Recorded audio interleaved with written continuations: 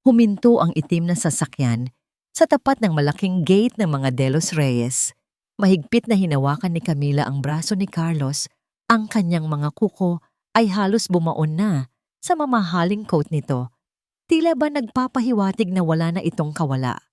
Ito ang sandaling hinihintay ni Carlos, ang pagsasama ng dalawang pinakamahalagang babae sa buhay niya. Pero habang nakatingin siya sa mukha ng kanyang kasintahan, nakaramdam siya ng kakaibang bigat sa kanyang dibdib. Isang kaba na hindi niya maipaliwanag. Akala ni Carlos, ito na ang simula ng kanyang happily ever after. Pero hindi niya alam na ang babaeng katabi niya ay may dalang bagyo na wawasak sa lahat ng kanyang pinaniniwalaan. Bumuntong hininga si Carlos at nginitian si Camila. Handa ka na ba, mahal? Huwag kang mag-alala, mabait si Mami. Medyo istrikto lang tingnan, pero malambot ang puso noon. Ngumiti si Camila, isang ngiti na umaabot sa kanyang mga mata. O yun ang akala ni Carlos. Siyempre naman, honey. Excited na akong makilala siya. Alam ko namang magkakasundo kami. Bumaba sila ng sasakyan. Pinagmasdan ni Carlos si Camila habang nakatingala ito sa mansyon. Sa mga mata ni Carlos, nakikita niya ang pagkamangha ng isang babaeng simple. Pero kung titingnang mabuti, ang mga mata ni Camila ay parang isang calculator na mabilis na tinutuos ang halaga ng bawat ladrilyo, bawat bintana, at bawat ektarya ng lupang tinatapakan na nila. Bumukas ang pinto at sinalubong sila ni Donna Isaura. Nakaupo ito sa kanyang wheelchair, pero nandoon pa rin ang tikas at dignidad ng isang matriarch. Lumapit agad si Carlos at hinalikan ng ina sa noo. Mami, ito na po si Camila, ang babaeng pakakasalan ko. Mabilis na lumapit si Camila. Hindi na nito hinintay na iabot ni Donna Isaura ang kamay nito. Agad niya itong niyakap ng mahigpit. Nice to meet you po, Tita Isaura. Ang dami nang naikwento ni Carlos tungkol sa inyo. Nakita ni Carlos ang bahagyang paninigas ng katawan ng kanyang ina. Hindi ito gumanti ng yakap. Sa halip, nang humiwalay si Camila, isang malamig na tingin ang ipinukol ni Donna Isaura sa dalaga. Iha, mahinang sabi ng matanda. Ang boses ay may halong panginginig pero matatag. Masyadong matapang ang pabango mo. Sumasakit ang ulo ko. Natawa ng pilit si Carlos para basagin ang tensyon. Mami naman, masyado kayong honest. Tara na po sa dining area. Lumalamig na ang dinner. Sa hapagkainan, sinubukan ni Carlos na buhayin ang usapan. Ipinagmamalaki niya ang mga achievements ni Camila, ang maliit na negosyo daw nito, at kung paano sila nagkakilala. Si Camila naman ay panay ang puri sa bahay, sa pagkain, at sa mga antik na kagamitan. Ang ganda ng chandelier niyo, tita. Siguro napakamahal nito nung binili. Puri ni Camila habang hinihiwa ang steak. Hindi lahat ng bagay ay nasusukat sa presyo, Hija. Ang iba ay may halaga dahil sa alaala. Sagot ni Donna Isaura nang hindi tumitingin sa kanya. Ramdam ni Carlos ang tensyon. Gusto niyang maging perpekto ang gabing ito. Gusto niyang makita ng mami niya kung gaano kabuti si Camila. Biglang umabot si Donna Isaura para kunin ang baso ng tubig. Dahil sa panginginig ng kanyang kamay, dulot ng katandaan, dumulas ang baso. Bog! Tumapo ng malamig na tubig diretso sa mamahaling bestida ni Camila. Ay! Sigaw ni Camila. Sabay tayo. Naku po, mami! Nag-alalang sigaw ni Carlos. Agad siyang tumayo para kumuha ng tissue sa kabilang dulo ng mesa. Wait lang, kukuha ako ng pampunas. Sa sandaling iyon, habang nakatalikod si Carlos, mabilis na nagbago ang ihip ng hangin. Narinig niya ang biglang pagsinghap ng kanyang ina. Isang impit na daing na parang nasaktan. Araay! Daing ni Donna Isaura. Mabilis na lumingon si Carlos. Nakita niyang nakahawak si Camila sa braso ng kanyang ina. Tila inaalalayan ito. Ang mukha ni Camila ay puno ng pag-aalala. Hala tita, okay lang po ba kayo? Baka po na-shock kayo sa pagbasag ng baso. Malambing na sabi ni Camila. Pero nakita ni Carlos na namumutla ang kanyang ina. Hawak-hawak ni Donna Isaura ang kanyang sariling braso. Ang mga mata ay nanlalaki sa takot habang nakatingin kay Camila. Carlos, nanginginig na tawag ng ina. Kinurot niya ako. Ang sakit. Natigilan si Carlos. Tiningnan niya si Camila. Tumawa ng mahina si Camila. Pero may halong lungkot ang mukha. Honey, anong pinagsasabi ni tita? Inaalalayan ko lang siya baka matumba. Tita naman, bakit po kayo nag-iimbento? Baka po namali lang kayo ng pakiramdam. Lumapit si Carlos sa ina at hinawakan ang balikat nito.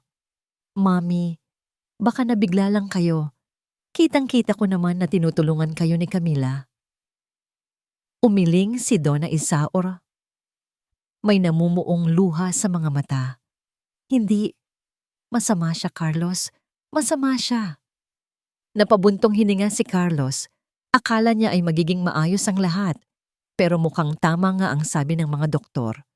Nagiging makakalimutin at paranoid na ang kanyang ina. Tumingin siya kay Camila nang may paghingi ng paumanhin. Pasensya ka na, Camila. Alam mo naman, matanda na si Mommy. Okay lang, honey. Naiintindihan ko. Sanay ako sa ganyan. Sagot ni Camila na hinahaplos pa ang likod ni Donna Isaura. Kahit na halatang umiiwas ang matanda sa kanya. Biglang tumunog ang cellphone ni Carlos. Sandali lang. Kailangan ko tong sagutin. Importante sa kumpanya. Diyan muna kayo. Paalam ni Carlos. Tumalikod si Carlos at naglakad palabas ng dining room papunta sa terrace para sagutin ang tawag. Kampante siya na iiwan ng dalawa. Iniisip na baka kailangan lang nila ng oras na magkaming ganap. Lingid sa kaalaman ni Carlos, sa loob ng dining room, nagbago ang lahat sa sandaling mawala siya sa paningin. Dahan-dahang umupo pabalik si Camila. Nawala ang matamis na ngiti sa kanyang mga labi. Ang maamong mukha kanina ay napalitan ng isang malamig at nakakakilabot na ekspresyon. Yumuko siya. Inilapit ang kanyang bibig sa tainga ng nanginginig na matanda. Ang bawat salita niya ay parang yelo na tumutusok sa puso ni Donna Isaura. Makinig ka, matandang hukluban. Bulong ni Camila. Ang boses ay puno ng lason. Huwag na huwag mong susubukang sirain ang plano ko. Dahil kung hindi lang kurot ang aabutin mo sa susunod. Napapikit na lang si Donna Isaura. Habang tumutulo ang luha, alam niyang nagsimula na ang kanyang bangungot sa loob ng sarili niyang pamamahay. Nakatitig si Camila sa kanyang refleksyon sa salamin ng marangyang guest room. Maganda siya. Mukha siyang inosente. Walang makapagsasabing sa likod ng maamong mukha na yon ay isang babaeng tinutugis ng mga pinakadelikadong linta sa Maynila. Biglang umilaw ang kanyang cellphone sa ibabaw ng mesa. Unknown number. Napalunok si Camila. Alam na niya kung sino ito. Nanginginig ang kamay niyang dinampot ang telepono at sinagot ito. Hello? Pabulong niyang sagot. Sinisiguradong nakasarado ang pinto. 3 araw na lang, Camila. Boses ng isang lalaki ang dumagundong sa kabilang linya. Malalim at nakakatakot. Kung wala pa rin yung pera, alam mo na ang mangyayari. Hindi lang ikaw ang madadamay, pati yung bago mong boyfriend. Oo na, huwag kayong atat. Giit ni Camila, bagaman nararamdaman niya ang malamig na pawis sa kanyang noo. Nandito na ako sa loob. Nasa akin na ang tiwala niya. Kailangan ko lang ng konting oras para makuha ang access sa vault ng nanay niya. 1 linggo. Yun lang ang ibibigay ko sa'yo. Naputol ang tawag. Ibinalibag ni Camila ang cellphone sa kama. 1 linggo. Kulang na kulang ang panahon. Kailangan niyang bilisan. Kailangan niyang mawala sa landas niya ang matandang yon. Lumabas siya ng kwarto at naglakad pababa ng hagdan. Nakita niya si Donna Isaura sa sala. Nakaupo sa wheelchair habang nagbabasa ng dyaryo. Tahimik ang bahay. Nasa opisina pa si Carlos. Ito ang tamang pagkakataon. Lumapit si Camila sa isang estante kung saan nakadisplay ang isang napakagandang antique na vase. Kulay asul ito at halatang galing pa sa ibang bansa. Magandang hapon, tita. Bati ni Camila nang may peking ng ngiti. Ibinaba ni Donna Isaura ang dyaryo. Tinitigan siya nito ng masama. Anong kailangan mo? Wala ang anak ko dito para utuin mo. Tumawa ng mahina si Camila. Hinaplos niya ang mamahaling vase. Alam niyo, tita, ang ganda ng vase na to. Mukhang napakamahal, sabi ni Camila habang dahan-dahang itinitulak ang vase papunta sa gilid ng estante. Sayang naman kung mawawasak lang. Nanlaki ang mata ni Donna Isaura. Huwag, regalo yan ng yumao kong asawa. Ngumisi si Camila. Talaga? E di mas masakit pala kung mawawala.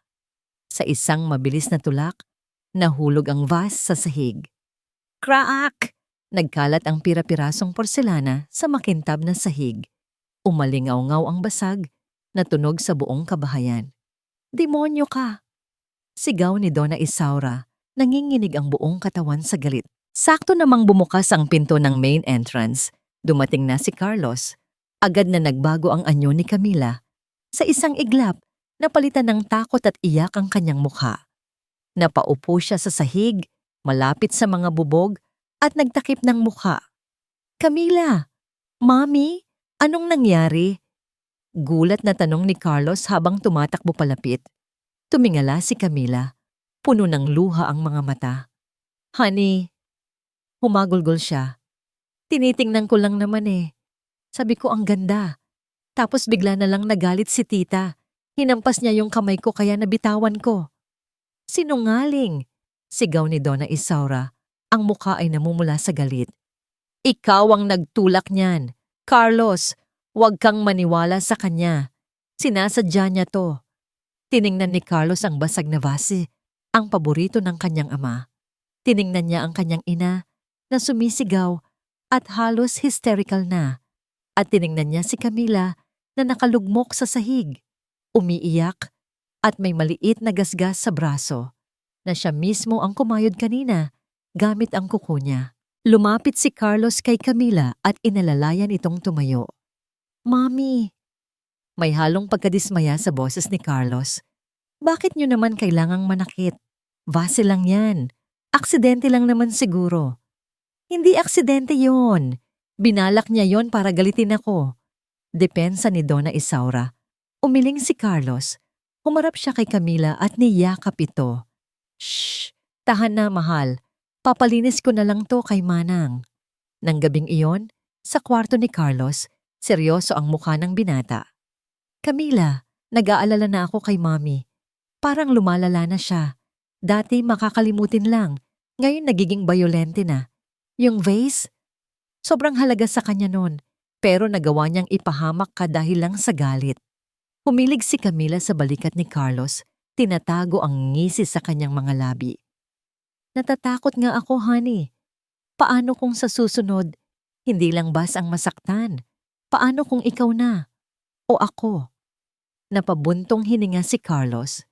Siguro kailangan na nating kumuha ng professional nurse. Yung magbabantay sa kanya 24/7. Hindi ko na kaya na iwan siya ng walang nakatutok. Natigilan si Camila. Nurse? Hindi pwede. Kapag may nurse, may ibang mata na makakakita sa mga gagawin ni Yesiga. Hindi niya makukuha ang PIN code ng bank account ni Donna Isaura kung may bantay. Hinawakan ni Camila ang kamay ni Carlos at tinitigan ito sa mata. Honey, huwag na. Sayang lang ang pera sa nurse. At isa pa, baka lalong ma-stress si tita kung may ibang tao sa bahay. Pero sino ang mag-aalaga sa kanya? Busy ako sa kumpanya. Ngumiti si Camila, ang nangiting puno ng huwad na pagmamahal. Ako ang mag-aalaga sa kanya, Carlos. Hayaan mo akong patunayan sa kanya na karapat-dapat ako para sa'yo. Aalagaan ko siya na parang sarili kong ina. Napangiti si Carlos, tila nabunutan ng tinik. Hinalikan niya ang kamay ni Camila. Napakabuti mo talaga, mahal. Napakaswerte ko sa'yo. Swerte rin ako sa'yo, sagot ni Camila. Pero sa kanyang isip iba ang tumatakbo. Swerte ako dahil napakadali mong utuin. Ngayon, solo na niya ang matanda. Wala nang hadlang. Makukuha na niya ang pera. Sa ayaw man o sa gusto ni Donna Isaura, mabigat ang mga talukap ng mata ni Carlos habang nakaupo sa kanyang home office. Tambak ang mga papeles na kailangan niyang pirmahan, pero ang isip niya ay lumilipad. Nag-aalala pa rin siya sa nangyari kahapon, ang pagkabasag ng vase, ang pagwawala ng mami niya. Biglang bumukas ang pinto. Pumasok si Camila. Iba ang aura ng dalaga ngayon. Hindi ito nakangiti. Nakayuko ito at parang nanginginig ang mga kamay habang nilalaro ang laylayan ng kanyang blouse. Camila, mahal, may problema ba? Tanong ni Carlos habang tumatayo mula sa swivel chair. Hindi sumagot si Camila. Lumapit ito ng dahan-dahan sa mesa ni Carlos at may ipinatong na isang maliit na bagay. Isang puting stick. Kumunot ang noo ni Carlos. Kinuha niya ito at tinitigan. 2 guhit. Positive. Nanlaki ang mga mata ni Carlos. Para bang huminto ang ikot ng mundo sa loob ng ilang segundo. Tiningnan niya si Camila na ngayon ay umiiyak na ng tahimik. Buntis ka? Halos pabulong na tanong ni Carlos. Tumango si Camila. Sorry Carlos, hindi ko alam kung handa ka na. Baka magalit ka. Magalit? Lumabas si Carlos mula sa likod ng mesa at niyakap ng mahigpit si Camila. Binuhat niya ito at inikot sa ere. Bakit ako magagalit? Ito ang pinakamagandang balita na natanggap ko sa buong buhay ko. Magiging tatay na ako. Tumawa si Carlos. Ang tawa ng isang lalaking pakiramdam ay nasa kanya na ang lahat. Sa wakas, magkakaroon na ng apo si Mommy. Siguradong matutuwa iyon. Siguradong mawawala ang init ng ulo nito kapag nalaman niyang may bata ng darating. Pinaupo ni Carlos si Camila sa sofa at lumuhod sa harapan nito. Hinawakan niya ang mga kamay ng nobya. Makinig ka Camila. Simula ngayon, hindi ka na pwedeng ma-stress. Ako na ang bahala sa lahat. Sa kasal, sa panganganak, sa future ng baby natin. Tumayo si Carlos at kinuha ang kanyang wallet. Humugot siya ng isang itim na card. Eto, extension card ko to. Unlimited ang limit niyan. Gamitin mo para sa check-up mo, sa mga vitamins, sa gamit ng baby. Ayokong mag-alala ka sa pera. Hala Carlos, wag na. Tanggi ni Camila. Pero hindi nito binabawi ang kamay. Nakakahiya. Kaya ko naman. Tanggapin mo na. Para sa anak natin to. Sa pilitang inilagay ni Carlos ang card sa palad ni Camila. Sa sandaling iyon, bumukas ang pinto ng opisina. Pumasok si Donna Isaura, tulak-tulak ang sarili sa wheelchair. Mukhang narinig nito ang usapan. Carlos! Tawag ng ina. Huwag mong ibigay sa kanya yan. Napalingon si Carlos, medyo naiinis na sa panibagong pagsalungat ng ina. Mommy, please, not now. May good news kami. Good news? Mapait na tawa ni Donna Isaura. Tinitigan nito si Camila ng may pandidiri. Sigurado ka bang sayo ang batang yan? O baka gawa-gawa lang niya yan para makuha ang pera mo? Mommy! Sigaw ni Carlos. Sumusobra na ang ina niya. Buntis si Camila. Magkakaapo na kayo. Bakit ba hindi na lang kayo maging masaya? Yumuko si Camila at humagulgol, yakap-yakap ang sariling tiyan. Sabi ko naman sayo, Carlos. Ayaw sa akin ng mami mo. Baka makasama lang sa baby kung nandito ako. Nakita ni Carlos ang takot at sakit sa mukha ni Camila. Hindi ito makabubuti sa pagbubuntis. Humarap si Carlos sa ina. Ang mukha ay seryoso at matigas. Mami, mahal ko kayo. Pero kung hindi niyo kayang irespeto ang magiging ina ng anak ko, mas mabuti pang wag muna kayong makialam.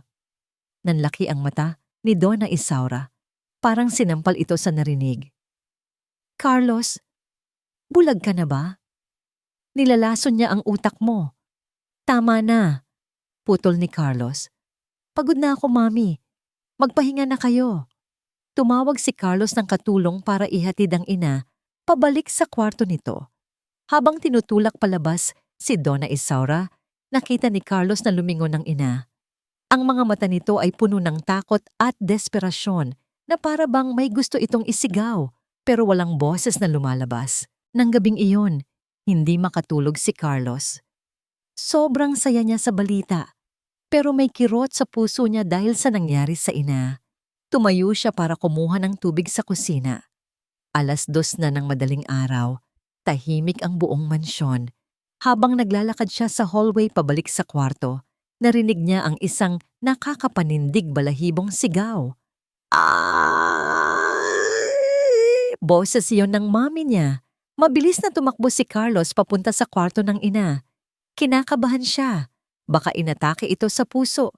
Baka nadulas. Mami!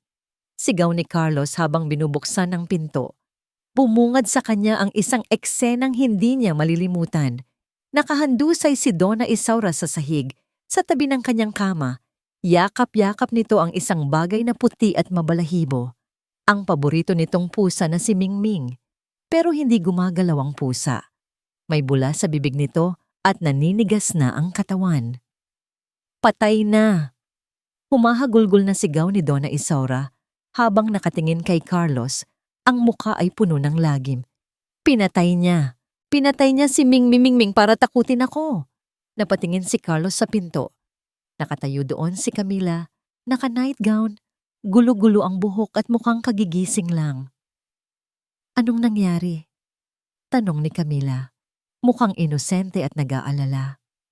Tumingin si Carlos sa bangkay ng pusa, tapos sa nanlilisik na mata ng kanyang ina, at huli sa nalilitong mukha ni Camila.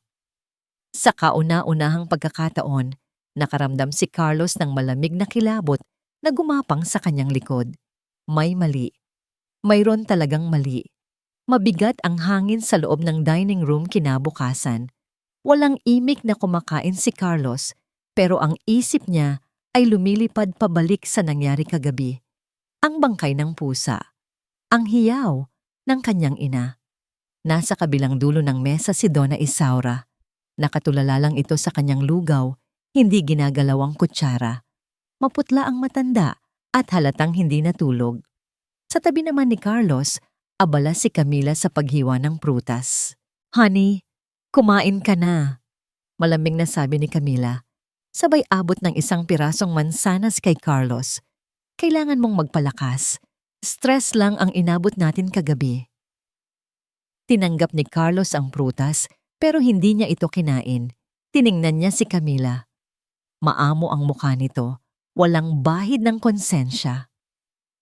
Sabi ni Camila, nakain siguro ng pusa ang lason para sa daga na inilagay ng hardinero sa labas. Aksidente lang daw. Pero bakit ganun na lang ang takot ni Mami? Tumayo si Camila at lumapit kay Donna Isaura. Tita, subuan na po kita. Alok ni Camila nang nakangiti. Paglapit ng kutsara sa bibig ni Donna Isaura, biglang umiwas ang matanda. Halos mapatayo ito sa kanyang wheelchair sa sobrang takot. Nanginginig ang mga kamay nito na parang nakakita ng multo. Huwag! Huwag mo akong lalasunin! Sigaw ni Donna Isaura. Napahinto si Carlos. Nakita niya ang reaksyon ni Camila. Saglit na dumaan ang inis sa mga mata nito bago napalitan agad ng lungkot.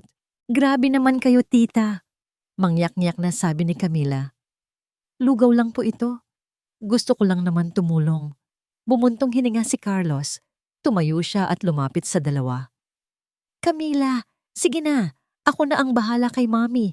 Mag-ayos ka na, di ba may appointment ka sa OBGYNE ngayon para sa check-up ng baby? Tumango si Camila at pinunasan ng peking luha. Oo nga pala. Sige honey, iwan ko muna kayo. Baka mas kalmado si tita pag wala ako. Hinalikan ni Camila si Carlos sa pisngi bago lumabas ng dining room. Sinundan siya ng tingin ni Carlos hanggang sa mawala ito.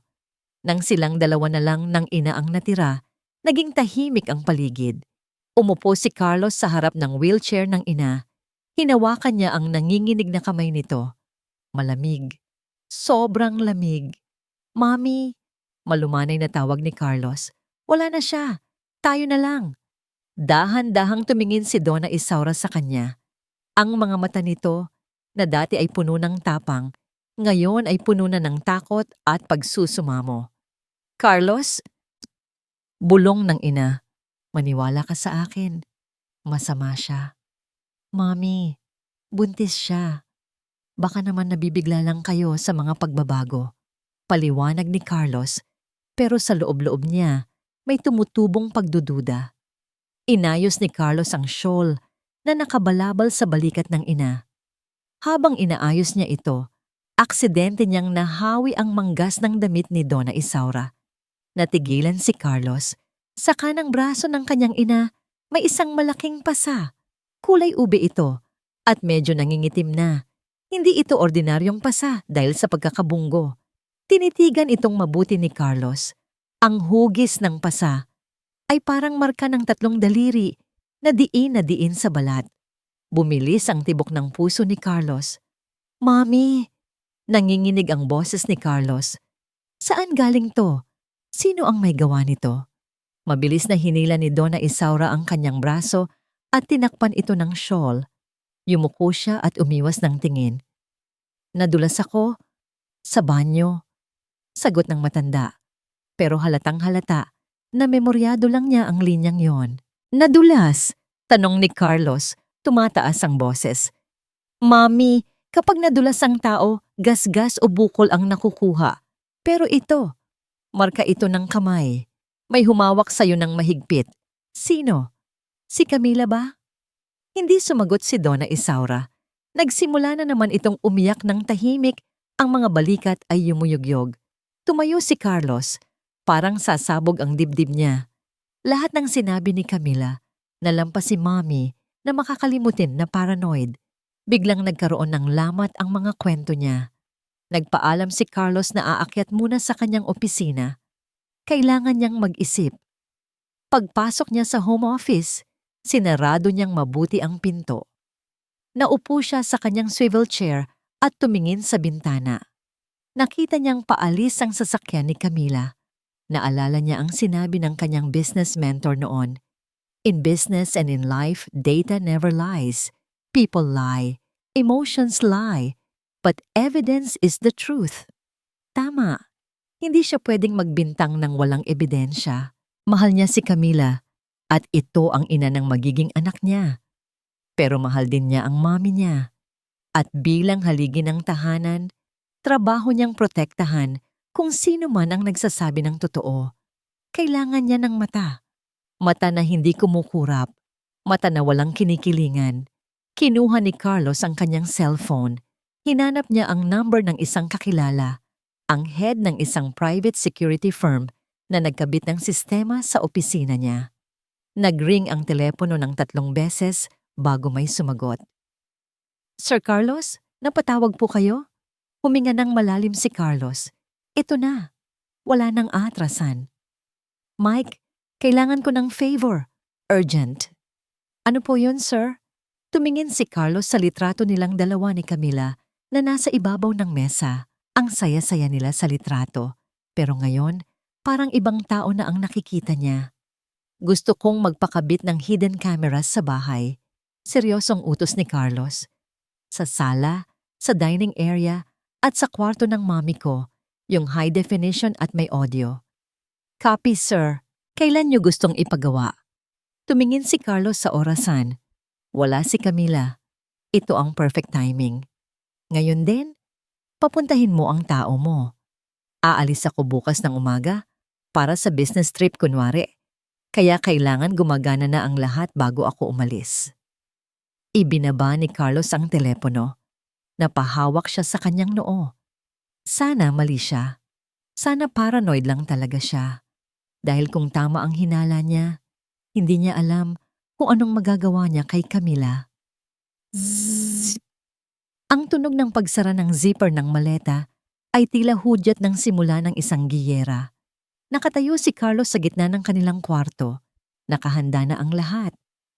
Ang sabi niya kay Camila, kailangan niyang lumipad pa Cebu ng 2 araw para ayusin ang isang biglaang problema sa branch nila doon. Pero ang totoo, hindi siya lalayo. Lumapit si Camila sa kanya at inayos ang kwelyo ng kanyang polo. Ang bango nito, ang ganda ng ngiti nito. Kung hindi lang dahil sa pagdududa na tumutubo sa puso ni Carlos, iisipin niyang siya na ang pinakaswerteng lalaki sa mundo. "Mamimiss kita, honey," malamig na sabi ni Camila. Huwag kang magpapagod masyado doon ha. Yung baby natin ayaw ng stress. Hinawakan ni Carlos ang kamay ni Camila na nasa dibdib niya. Malamig ang palad nito o baka siya lang ang nilalamig sa kaba. Ikaw na muna ang bahala dito, sagot ni Carlos, tinititigan ng maigi ang mga mata ng nobya. Hinahanap niya ang kahit anong bahid ng kasinungalingan. Alagaan mo si Mommy. Please. Ano ka ba? Siyempre naman. Ako pa. Sagot ni Camila sabay halik sa kanyang labi. Bumaba sila ng hagdan. Nakita ni Carlos ang kanyang ina sa sala, nakatingin sa kawalan. Gusto sana niyang yakapin ito at ibulong na huwag kang mag-alala. Nanonood ako. Pero hindi pwede. Kailangan maging totoo ang pag-alis niya. Humalik lang siya sa pisngi ng ina. Alis na ako, ma. Paalam niya. Hindi sumagot si Donna Isaura. Nakayuko lang ito. Nanginginig ang mga daliri sa laylayan ng kumot. Sumakay si Carlos sa kanyang sasakyan. Kumaway si Camila mula sa gate hanggang sa makalabas siya ng subdivision. Pagkaliko sa kanto, agad na nagbago ng direksyon si Carlos. Hindi siya papunta sa airport. Dumiretso siya sa isang hotel na 5 kilometro lang ang layo sa kanilang bahay. Nag-check-in siya sa isang kwarto, inihagis ang maleta sa kama, at mabilis na inilabas ang kanyang iPad. Umupo siya sa mesa, nanginginig ang mga kamay habang binubuksan ang application para sa CCTV. Loading! Ang bawat segundong pag-ikot ng loading icon ay parang oras na bumibigat sa dibdib niya at biglang lumitaw ang video feed, malinaw na malinaw. Nakikita niya ang sala ng kanilang bahay, ang dining area, ang hallway papunta sa kwarto ng mommy niya. Sa screen, nakita niya si Camila. Nakatayo ito sa may pintuan, nakatalikod, nakasilip sa bintana, tinitingnan kung talagang nakaalis na ang sasakyan ni Carlos. Nanatili siyang ganun ng ilang minuto. Pinigilan ni Carlos ang kanyang paghinga. Sige na Camila, manood ka lang ng TV, mag-cellphone ka lang. Patunayan mong mali ako. Biglang humarap si Camila sa kamera o sa direksyon ng sala. Napasinghap si Carlos. Wala na ang matamis na ngiti. Wala na ang maamong mukha ng isang mapagmahal na fiancé. Ang nakikita ni Carlos sa screen ay isang mukha na hindi niya kilala. Malamig. Walang emosyon. Para siyang nakatingin sa isang estranghero na nagsuot lang ng maskara ni Camila. Dahan-dahang naglakad si Camila palapit sa main door. Rinig na rinig ni Carlos sa audio ng CCTV ang bawat tunog ng kanyang takong sa marmol na sahig. Click! Nilock ni Camila ang pinto. Click! Isinunod niya ang deadbolt. Hindi makahinga si Carlos. Bakit kailangang i-double lock ang pinto kung nasa loob lang naman siya ng bahay? Ang bilin niya ay huwag isara ng maigi para makapasok agad ang mga katulong kung may emergency. Pero hindi pa doon natatapos. Nakita ni Carlos na lumapit si Camila sa umbrella stand sa gilid ng pinto. Huminto ito sandali at parang may pinipili. Binunot ni Camila ang isang mahabang baston, ang antique na tungkod na pag-aari ng yumaong lolo ni Carlos. Matigas na kahoy ito at may bigat. Sinubukan ni Camila ang bigat ng baston.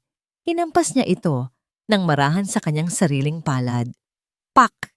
Ang tunog na yon ay parang latigo na humagupit sa pandinig ni Carlos kahit sa iPad lang siya nakikinig. Napahawak si Carlos sa kanyang bibig. Nanginginig ang kamay niyang hawak ang tablet. Gusto niyang sumigaw. Gusto niyang tawagan ng bahay. Pero alam niyang kapag ginawa niya yon, magtatago lang ulit si Camila. Kailangan niyang makita ang buong katotohanan. Naglakad si Camila. Hindi ito ang lakad ng isang buntis na nag-iingat. Mabilis ang kanyang mga hakbang. May diin. May galit. Dire-diretso siya patungo sa hallway kung saan naroon ang kwarto ni Donna Isaura. Sa screen, nakita ni Carlos ang likod ni Camila. Parang nanonood siya ng isang horror movie. Pero ang biktima ay ang sarili niyang ina. Pagdating sa tapat ng pinto ng kwarto ni Donna Isaura, huminto si Camila. Lumingon ito sandali sa paligid, tila sinisigurado na walang nakakakita. Hindi niya alam na ang mata ni Carlos ay nakatutok mismo sa kanya. Nag-roll up ng sleeves si Camila. Inayos niya ang hawak sa baston, parang isang batter na humahanda sa pagpalo. Huminga ng malalim si Carlos, tumutulo na ang pawis sa kanyang noo. Huwag, Camila, parang awa mo na. Huwag mong bubuksan ang pinto na yan. Pero huli na. Hinawakan ni Camila ang doorknob. Pinihit niya ito ng marahas at ibinalibag, pabukas ang pinto. Kasabay ng pagbukas ng pinto ay ang pagpasok ng demonyo sa santuwaryo ng kanyang ina. Nanginginig ang mga daliri ni Carlos nang pindutin niya ang icon para ilipat ang camera view sa master bedroom. Nag-buffer sandali ang video. Ang bawat segundo ay parang kutsilyong humihiwa sa kanyang dibdib. At nang luminaw ang imahe, muntik nang mabitawan ni Carlos ang iPad. Nakita niya ang kanyang ina. Nakasiksik ito sa sulok ng kanyang wheelchair. Ang mga mata ay nanlalaki sa takot habang nakatingin sa pinto. Para itong batang naghihintay ng parusa. Pumasok si Camila sa frame. Hawak pa rin ito ang baston. Hindi ito ang babaeng minahal ni Carlos. Ang lakad nito ay mabigat, puno ng kayabangan at puot. Sinarado nito ang pinto gamit ang paa. O ano? Iiyak ka na naman ba? Sigaw ni Camila. Rinig na rinig ni Carlos ang bawat salita dahil sa high-sensitivity microphone na ipinakabit niya. Ang boses ni Camila ay garalgal at nakakatakot. Lumapit si Camila sa maliit na mesa kung saan nakapatong ang tray ng pagkain ni Donna Isaura. Sabi ko kumain ka, di ba? Bakit hindi mo ginalaw ang pagkain mo? Blag, gamit ang baston, hinampas ni Camila ang tray. Tumalsik ang mangkok ng sopas.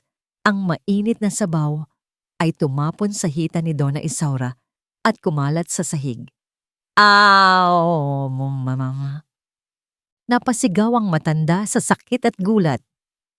Hayop ka, bulong ni Carlos sa loob ng hotel room. Tumayo ang lahat ng balahibo sa katawan niya.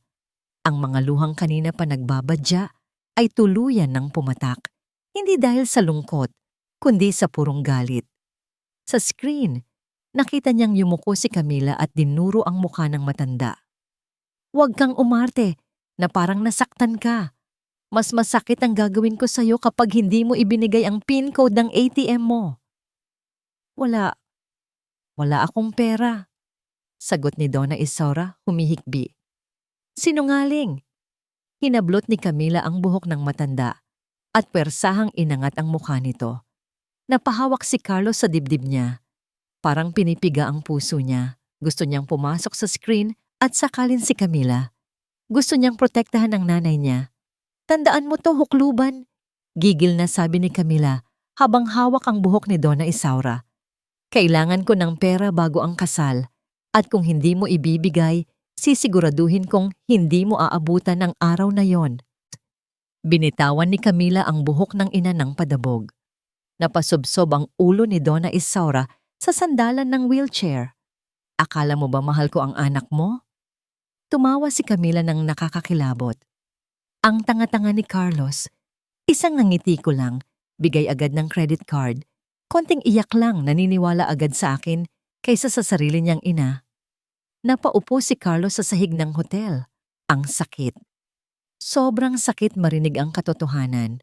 Ang babaeng pinag-alayan niya ng lahat ay isang halimaw. Ang pamilyang binuo niya sa isip niya ay isang malaking kasinungalingan. Sa screen, hinimas ni Camila ang kanyang tiyan. At ito, sabi ni Camila, nakatingin sa tiyan niya. Akala niyo ba totoo to? Plastic lang ang result na yon. Walang bata, Isaura, walang apo. Pero gagamitin ko ang batang ito para ubusin ang yaman ng pamilya niyo. Hindi na nakayanan ni Carlos. Sumigaw siya ng malakas sa loob ng kwarto. Ah! Isang sigaw ng paglaya mula sa panlilinlang. Mabilis siyang tumayo. Halos matumba ang upuan. Kinuha niya ang cellphone at dinial ang emergency hotline. Pulis! Kailangan ko ng pulis sa Forbes Park. Ngayon na. Papunta na rin ako. Habang kausap ang pulis, hindi niya maalis ang tingin sa iPad na hawak ng kabilang kamay. Tumakbo siya palabas ng hotel room, hindi na inintindi kung nakasara ba ang pinto. Sa screen, nakita niyang nawawalan na ng pasensya si Camila. Ayaw mong ibigay? Sigaw ni Camila. Itinaas ni Camila ang baston, mataas na mataas. Ang dulo ng mabigat na kahoy ay nakatutok sa ulo ng walang kalaban-laban na matanda. Pwes, manigas ka dyan. Akmang ibabagsak na ni Camila ang baston ng buong lakas. Huwag! Sigaw ni Carlos habang tumatakbo sa hallway ng hotel papunta sa elevator. Parang baliw na kinakausap ang screen. Nag-black screen bigla ang iPad dahil sa hina ng signal sa loob ng elevator. Pumikit si Carlos ng mariin. Ang huling imahe sa utak niya ay ang baston na pabagsak sa ulo ng kanyang ina.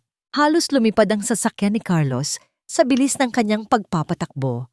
Sa likuran niya, umawangwang ang sirena ng 2 mobile ng pulis na nakasunod sa kanya. Hindi niya iniinda ang panganib. Ang nasa isip lang niya ay ang nakabukas na baston sa ere kanina. Please Lord, huwag niyo pong hayaang mahuli ako. Huwag niyo pong kunin si Mommy. Pagliko sa gate ng mansyon, hindi na siya naghintay na bumukas ito ng tuluyan. Pumasok siya at huminto ng padabog sa harap ng main door. Mabilis na bumaba si Carlos. Nanginginig ang kanyang mga tuhod pero dala ng adrenaline ay nagawa niyang tumakbo. Sir, wait! Let us clear the area! Sigaw ng isang pulis. Pero hindi nakinig si Carlos. Binunot niya ang susi sa bulsa. Nanginginig ang mga kamay habang pilit na isinusuot ito sa lock. 1, 2, 3 pihit. Hindi bumukas ang pinto. Shit! Mura ni Carlos. Naka-deadbolt! Tumingin siya sa pulis na nasa likod niya. Sirain niyo na ang pinto. Bilisan niyo. Isang malaking pulis ang humakbang pasulong. May dalang maliit na battering ram. Blag! Yumanig ang pinto pero hindi bumukas. Blag! Nagsimulang magkaroon ng lamat sa gitna ng mamahaling kahoy. Sa loob, narinig ni Carlos ang gulat na sigaw ni Camila. Blag! Sa pangatlong paghampas, sumuko ang pinto. Bumagsak ito papasok nang may nakakabinging ingay. Bumungad sa kanila ang isang eksena na parang kinuha sa isang bangungot. Nakahandusay sa sahig si Donna Isaura. Sinusubukang gumapang palayo. Nakatayo naman sa ibabaw niya si Camila. Ang baston ay nakataas pa rin sa ere. Ang muka ay puno ng pagkabigla at galit dahil sa biglaang pagdating nila. Natigilan ang lahat sa loob ng 1 segundo. Mabilis na nagbago ang anyo ni Camila. Binitawan niya ang baston na parang napaso. Ang mukha niyang galit ay biglang napalitan ng pag-aalala at pag-iyak. Carlos, honey, buti dumating ka. Humagulgol si Camila. Si tita, natumba siya. Tinutulungan ko lang siyang tumayo. Pero hindi na umubra ang kanyang pag-arte. Walang emosyon ang mukha ni Carlos. Isang nakakakilabot na kalmado ang bumalot sa kanya. Dahan-dahan, siyang naglakad palapit. Itinaas ang kanyang cellphone na kanina pa pala nagre-record. Talaga? Tanong ni Carlos. Ang boses ay malamig na parang yelo. Kasi iba ang nakikita at naririnig ko dito. Pinindot niya ang play. Umalingaw-ngaw sa buong sala ang boses ni Camila mula sa recording. Akala mo ba mahal ko ang anak mo? Ang tanga-tanga ni Carlos. Walang bata, Isaura. Walang apo. Pwes, manigas ka dyan. Nanlaki ang mga mata ni Camila. Namutla siya. Nawala ang lahat ng kulay sa kanyang mukha. Huli na siya. Alam niyang huli na siya. Mga pulis. Utos ni Carlos nang hindi inaalis ang tingin kay Camila. Arestuhin niyo na siya. 2 pulis ang lumapit para pusasan si Camila. Doon na tuluyang nasira ang kanyang pagtitimpi. Hindi! Huwag niyo akong hawakan. Nagwawalang sigaw ni Camila. Carlos, maniwala ka sa akin. Edited yan. Frame up yan. Pero hindi na siya pinakinggan ni Carlos. Attempted murder, sabi ni Carlos sa pulis. Physical assault at estafa. May sapat akong ebidensya para mabulok siya sa kulungan. Nang marinig ni Camila ang salitang kulungan, doon na siya tuluyang nawala sa sarili. Ang maskara ng pagiging anghel ay tuluyan ng natanggal. Tanga! Sigaw niya, ang boses ay puno ng lason. Nakaturo kay Carlos. Isa kang malaking tanga. Napakadali mong utuin. Akala mo minahal kita. Pera mo lang ang habol ko. Lahat ng pera mo. Hindi kumibo si Carlos. Hinayaan lang niya itong ilabas ang lahat ng kasamaan sa loob niya. Magbabayad ka dito, Carlos. Tandaan mo yan. Sigaw ni Camila habang kinakaladkad siya ng mga pulis palabas ng bahay. Nang mawala na ang mga pulis at ang nagwawalang si Camila, isang nakakabinging katahimikan ang bumalot sa mansyon. Ang tanging maririnig na lang ay ang mahinang pag-iyak ni Donna Isaura sa sahig. Dahan-dahang lumingon si Carlos. Ngayon niya lang nakita ng malapitan ang kalagayan ng ina. Gulo-gulo ang buhok nito, punit ang laylayan ng damit, at sa gilid ng labi nito may tumutulong dugo. Parang sinaksak ng paulit-ulit ang puso ni Carlos. Naglakad siya palapit. Ang bawat hakbang ay parang may bigat na 1 tonelada. Lumuhod si Carlos sa harap ng kanyang ina. Ang CEO na kinatatakutan sa business world ay ngayong nakaluhod, durog na durog. Mami! Bulong niya, nanginginig ang boses. Iniangat ni Donna Isaura ang kanyang mukha. Kahit puno ng pasa at takot, sinubukan nitong ngumiti. Hinawakan ni Carlos ang kamay ng ina. Ang kamay na nag-alaga sa kanya, na pinabayaan niya, na muntik nang mawala sa kanya dahil sa sarili niyang katangahan. At doon, sa sahig ng kanilang nawasak na tahanan, humagulgol si Carlos na parang isang batang nagsisisi. Puti, puting pader, puting kumot, puting ilaw. Iyon ang mundo ni Carlos sa loob ng nakalipas na 3 araw. Nakaupo siya sa isang upuan sa labas ng private room ng ospital, nakatanaw sa salamin kung saan mahimbing na natutulog ang kanyang ina. Lumabas ang doktor mula sa silid. Tinapik nito ang balikat ni Carlos. Stable na ang vital signs ni Mrs. De Los Reyes, Mr. Carlos, sabi ng doktor. Ang mga pasa at gasgas ay maghihilom din sa loob ng ilang linggo. Pero huminga ng malalim ang doktor. Ang trauma na pinagdaanan niya, hindi basta-basta. Kailangan niya ng maraming pasensya at pag-aalaga. Ang mga sugat sa katawan, naghihilom. Pero ang sugat sa isip at puso, mas matagal gamutin. Tumango si Carlos. Wala siyang lakas para magsalita. Salamat, Doc. Iyon lang ang naisagot niya. Ang boses ay paos at pagod. Pumasok si Carlos sa kwarto. Dahan-dahan siyang lumapit sa kama. Pinagmasdan niya ang mukha ng kanyang ina. May mga guhit na ng pagod at sakit dito na wala naman dati. May maliit na band-aid sa gilid ng labi nito. Kasalanan niya. Lahat ng ito ay kasalanan niya. Umupo siya sa tabi ng kama. Hinawakan niya ang kamay ng ina, marahan, na parang ito ay higawa sa babasaging salamin. Biglang dumilat si Donna Isaura. Nagtama ang kanilang mga mata. Hindi galit ang nakita ni Carlos sa mata ng ina. Hindi pagsisisi, kundi pag-aalala. Anak! Mahinang bulong ni Donna Isaura. Kumain ka na ba? Sa tanong na yon, gumuho ang lahat ng pader na itinatayo ni Carlos sa kanyang dibdib. Bumagsak ang mga luha mula sa kanyang mga mata. Lumuhod siya sa tabi ng kama at isinubsob ang kanyang mukha sa kumot. Niyakap niya ang baywang ng ina at humagulgol ng walang tigil. Mami, patawarin niyo po ako. Hikbi ni Carlos, ang boses ay basag na basag. Nabulag ako, hindi ko kayo pinakinggan. Hinayaan ko kayong saktan ng babaeng yon. Wala akong kwentang anak. Naramdaman ni Carlos ang kamay ng kanyang ina na dumapos sa kanyang ulo. Marahan itong humaplos sa kanyang buhok, tulad ng ginagawa nito noong bata pa siya kapag nadadapa siya at nasusugatan. Shh! Tahan na, anak! Malambing na sabi ni Donna Isaura. Kahit hirap magsalita, pinilit niyang maging matatag para sa anak. Wala kang kasalanan. Nagmahal ka lang naman. Masyadong magaling magtago ng sungay ang demonyo. Pero muntik na kayong mamatay dahil sa akin. Sagot ni Carlos. Hindi pa rin inaangat ang ulo. Pero buhay ako, sagot ng ina. At nandito ka. Iniligtas mo ako. Yun lang ang mahalaga sa akin. Dahan-dahang nag-angat ng tingin si Carlos. Nakita niya ang nangiti ng ina. Isang nangiti na walang halong sumbat. Sa sandaling iyon, naintindihan ni Carlos ang tunay na kahulugan ng pag-ibig.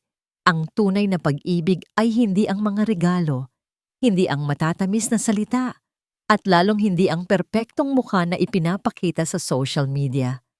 Ang tunay na pag-ibig ay ang pagpapatawad, ang pananatili sa tabi ng taong nagkamali.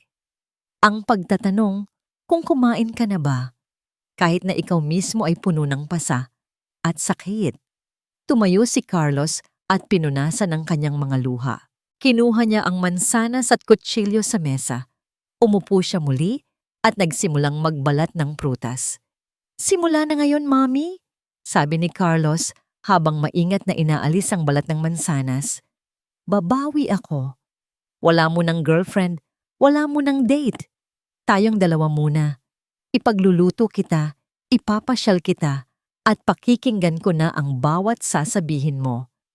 Natawa ng mahina si Donna Isaura. "Naku, baka magsawa ka sa akin yan."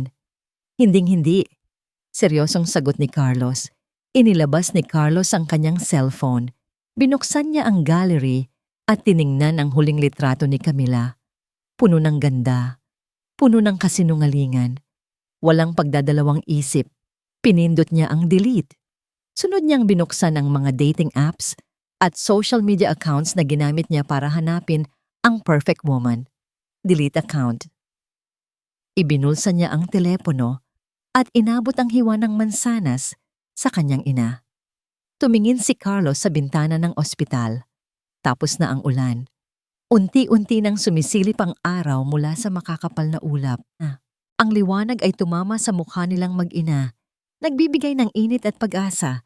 Hinawakan ni Carlos ang kamay ni Donna Isaura ng mahigpit. "Mahal na mahal kita, Mami," bulong niya. "Mahal din kita, anak," sagot ni Donna Isaura. Sa wakas, nahanap na rin ni Carlos ang babaeng hinding-hindi siya lolokohin, hinding-hindi siya iiwan, at mamahalin siya ng buong buo. At ang babaeng iyon ay nasa tabi na niya, simula pa noong siya ay isilang.